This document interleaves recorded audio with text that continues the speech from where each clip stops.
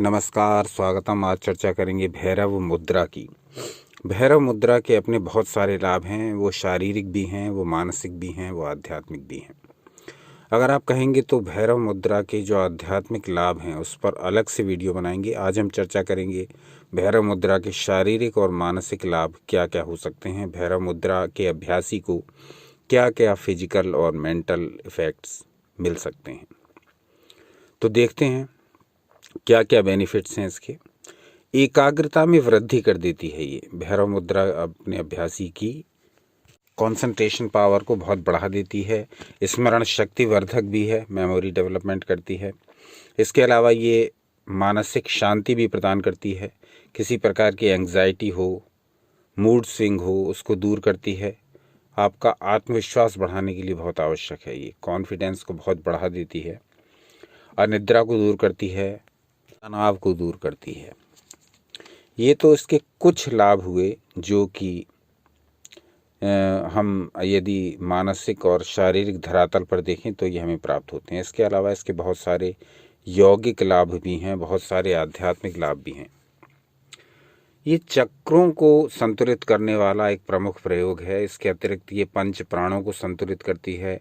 इसके अतिरिक्त ये त्रिदोषों को संतुलित करती है, आंतरिक शांति प्रदान करती है, स्टेबिलिटी प्रदान करती है। इससे आप स्थिरता प्राप्त करते हैं, इससे आप मानसिक शांति प्राप्त करते हैं। और जो हलचल आपको हर समय स्तंभित किए रहती है, हर समय आपको उद्वेलित किए रहती है, उस हलचल को दूर करके आप में एक प्रकार की शांति और स्थिरता अनुभव करने लगते हैं जब इसका अभ्यास करते हैं भैरव मुद्रा का। भैरव मुद्रा के तांत्रिक प्रयोग बहुत हैं। भैरव और भैरवी मुद्रा के वो यदि आप कहेंगे कमेंट्स में तब हम आपको बता देंगे।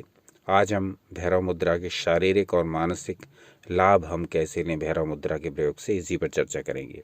तो ये भैरव मुद्रा हमारी स्त्री और हमारी पुरुष, ये दोनों ऊर्जाएं जो हमारे शरीर में हैं, इड़ा और पिंगला, चंद्र और सूर्य, इन नाड़ियों का समन्वय कर देती है। इन नाड़ियों को आपस में मिला देती है। इन नाड़ियों के अंतर विरोध को दूर कर देती है। फलतः हमारे शरीर में जो हीटिंग और कूलिंग पावर हैं, जो चंद्र और सूर्य शक्तियां हैं, जो मास्कुलिन एंड फेमिनिन पावर है, वो सब एक लय में, एक हार्मोनी में, एक संतुलन में, एक समान कार्य करने लगती हैं। यानी वो हार्मोनाइज होकर के कार्य करने लगती हैं। यदि वो अलग अलग कार्य कर रही हैं और वो अपना अपना प्रत्येक का कार्य बंटा हुआ है, दोनों का, चंद्र नाड़ी का अलग कार्य है, सूर्य नाड़ी का अलग कार्य है, पर जब हम इस भैरव मुद्रा को अपनाना प्रारंभ करते हैं तब हम ये देखते हैं कि हमारे शरीर में इन दोनों नाड़ियों का कार्य अब संतुलन से हो रहा है। कोई भी नाड़ी हमें डिस्टर्ब नहीं कर रही है। मान के चलिए यदि सूर्य नाड़ी अधिक सक्रिय हो जाती है तब ये हमारे शरीर में ओवर हीट पैदा करती है। इससे ब्लड प्रेशर का बढ़ना, तनाव, क्रोध आना, इस तरह की समस्याएं हमारे भीतर पैदा होती हैं, जो कि अग्नि तत्व का प्रतीक हैं और अग्नि तत्व सूर्य। अब यदि हमारे भीतर चंद्र नाड़ी यानी कि इड़ा नाड़ी अधिक सक्रिय है तो हमें अनेक प्रकार की समस्याएं हो जाएंगी, जैसे कफ का अधिक बनना, अधिक नींद आना, वजन बढ़ना, इस प्रकार की समस्याएं उत्पन्न हो जाएंगी। तो हम ये आवश्यक है कि हमारे शरीर में जो स्त्री ऊर्जा है और पुरुष ऊर्जा है, जो चंद्र ऊर्जा है, जो सूर्य ऊर्जा है, जो इड़ा नाड़ी है, जो पिंगला नाड़ी है, ये दोनों अपने अपने काम को व्यवस्थित रूप से करें।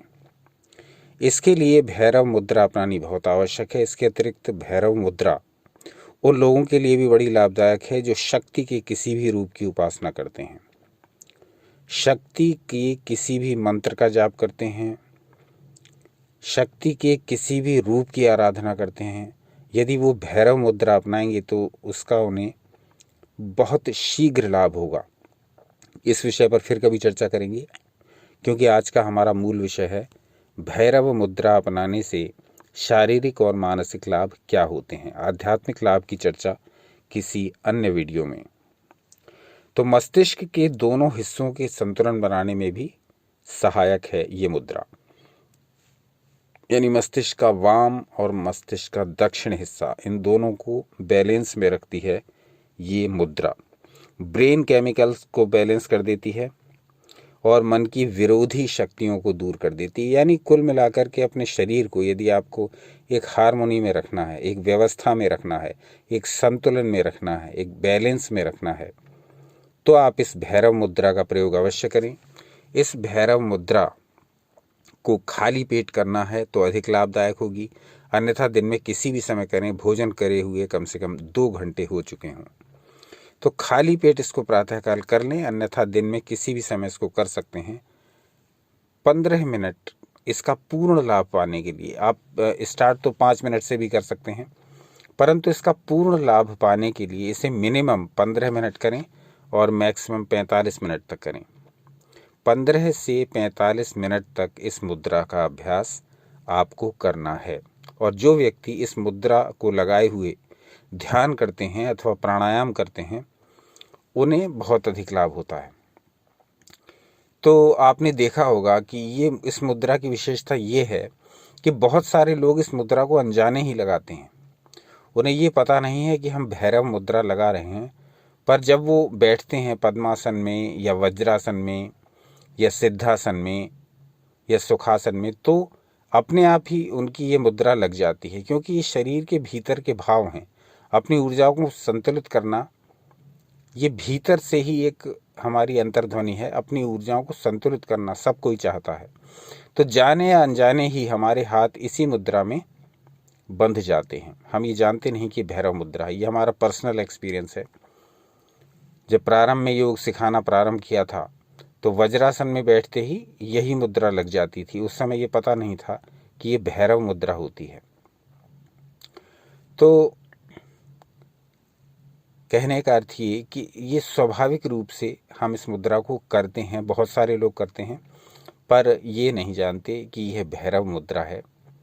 और इस मुद्रा के जो लाभ हैं वो निरंतर करने पर, निरंतर और दृढ़तापूर्वक और समझ कर करने पर अत्यधिक लाभकारी है। तो इसमें करना कुछ विशेष नहीं है। जिस प्रकार से आप बैठते हैं किसी भी ध्यान या प्राणायाम का अभ्यास करने के लिए, वैसे ही बैठ जाना है। पद्मासन लग सके तो अति उत्तम, सिद्धासन लग सके तो अति उत्तम, वज्रासन लग सके तो अति उत्तम। इन तीनों में से कोई आसन न लगा सकें तो सुखासन लगा लें, पालथी मारकर बैठ जाएं। सुखासन भी न लगा पाएं तो चेयर पर बैठ जाएं, स्पाइन सीधी रखें, गर्दन कंधे सीधे रखें, शरीर तनाव रहित रखें, सांसों पर ध्यान दें। थोड़ी देर ध्यान देने के बाद ही मन एकाग्र और ध्यान में उतरने को तैयार हो जाएगा, मुद्रा लगाने के लिए तैयार हो जाएगा। आंखें बंद कर लें, अपना बायां हाथ नीचे रखें, दायां हाथ ऊपर रखें, चित्र में दिखाई गई स्थिति के अनुसार। बस इसी मुद्रा में आपको बैठे रहना है। 15 मिनट पूर्ण होने पर इस मुद्रा को धीरे धीरे खोल लें। बहुत शक्तिशाली है ये मुद्रा। जब दायां हाथ हमारा बाएं हाथ के ऊपर आता है तब ये मुद्रा कहलाती है भैरव मुद्रा। और यदि हम अपने बाएं हाथ को दाएं हाथ के ऊपर रख लेते हैं तब यही मुद्रा कहलाती है भैरवी मुद्रा। भैरव और भैरवी हमारे शरीर की स्त्री और पुरुष ऊर्जाएं, इड़ा और पिंगला। तो ये बहुत रहस्यमयी मुद्रा है। यदि इसमें दायां हाथ हम ऊपर कर लेते हैं तो ये भैरव मुद्रा कहलाती है, और बायां ऊपर कर लेते हैं तो ये भैरवी मुद्रा कहलाती है। दोनों मुद्राओं में थोड़ा बहुत अंतर है लाभ में, बाकी सभी लाभ लगभग समान हैं। तो आप कहेंगे तो इस विषय पर अलग से भैरव और भैरवी मुद्राओं में क्या विशेषता अथवा क्या अंतर अथवा क्या समानताएं हैं, इस विषय पर विस्तार लेते हुए एक और वीडियो तैयार करेंगे। आज का वीडियो समर्पित था भैरव मुद्रा पर। यदि भैरव मुद्रा का नियमित अभ्यास कर लें 15 मिनट प्रतिदिन, तो निश्चित मानिए कि मस्तिष्क की शक्ति बढ़ने लगेगी, एकाग्रता में वृद्धि होगी, स्मरण शक्ति में वृद्धि होगी, मानसिक शांति बढ़ेगी, किसी भी प्रकार के तनाव, चिंताएं, मूड स्विंग दूर होगा, अनिद्रा दूर होगी, मेंटल स्ट्रेस दूर होगा, कॉन्फिडेंस बढ़ेगा, हमारे शरीर का, हमारे मस्तिष्क के जो दाएं और बाएं भाग हैं इनमें संतुलन स्थापित रहेगा। हमारे चक्रों की ऊर्जा संतुलित रहेगी। हमारे पंच प्राणों को पुष्टि मिलेगी। हमारे त्रिदोष वात पित्त कफ संतुलित रहेंगे। आंतरिक शांति और स्थिरता का अनुभव होगा। कुल मिलाकर के भैरव मुद्रा प्रत्येक के लिए आवश्यक है, अनिवार्य है, क्योंकि मानसिक शांति के बिना, मानसिक स्थिरता के बिना, एकाग्रता के बिना, स्मरण शक्ति के बिना आप जीवन में ही सफल नहीं हो सकते, तो आध्यात्मिक क्षेत्र की तो बात ही क्या करें। जीवन के प्रत्येक क्षेत्र में सफल होने के लिए आपके मन को स्थिर होना, फोकस्ड होना बहुत आवश्यक है। तो ये सारी जो प्रक्रियाएं हैं, मन को स्थिर करने की, मन को शांत करने की, मन को शक्तिशाली बनाने की, मन को भटकाव से बचाने की, मन को विरोधी भावों से दूर रखने की, मन को नकारात्मकता से बचाने की, ये भैरव मुद्रा से प्राप्त हो जाती हैं। 15 मिनट प्रतिदिन इसका अभ्यास करके इसके चमत्कारों का स्वयं अनुभव करिए और उन अनुभवों को हमारे साथ शेयर अवश्य करिए। तो आज का अंक कैसा लगा ये अवश्य बताइए। भैरव भैरवी मुद्राओं के विषय में और कुछ जानना चाहें तो अवश्य बताइए। कल पुनः उपस्थित हो जाएंगे कोई नया विषय लेकर के। ईश्वर इच्छा से। अपना अनमोल समय हमें देने के लिए बहुत बहुत धन्यवाद। सनातन शास्त्रों से जुड़े रहें, सदा आनंदित रहें।